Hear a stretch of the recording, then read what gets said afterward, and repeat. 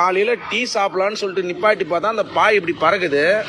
இதை அறுத்து இந்த பாமாயில் பாருங்க, இந்த பாமாயில இந்த மாதிரி அறுத்து மொத்த ஆயில் எடுத்துட்டு இருக்காங்க. இந்த ஸ்டெப்பு அந்த ஸ்டெப்புக்கு எத்தனை பாக்ஸ் எடுத்துருக்காங்கன்னு தெரியல. இப்போ நான் இது ஒரு பாக்ஸுக்கு ஒரு பாக்ஸ் 2000 ரூபான்னா கூட ஒரு 20 பாக்ஸ் எடுத்திருந்தாங்கன்னா நான் 40,000 ரூபாய் முதல்ல வைக்கணும். நான் மாசமெல்லாம் ஓட்டினா கூட 20,000 தாண்ட முடியாது. 2 மாதம் நான் வயசாக மட்டும்தான் இப்போ இதுக்கு நான் கட்ட முடியும். இது நான் 20 வருஷமா டிரைவராக இருக்கேன். இந்த மாதிரி ஒரு அநியாயம்லாம் எப்போ நடந்ததில்லை. இப்போ ஒரு 3-4 வருஷமா தான் இந்த மாதிரி ஒரு அநியாயம். ஒரு 3 மாதத்துக்கு முன்னாடி கூட குன்றத்தூர் ஜங்ஷனில் என் விட்டு பேட்டரி திருடி போட்டான். அதுக்கு 15,000 ரூபாய் என் ஓனர் என் கணக்கில் பிடிச்சான்.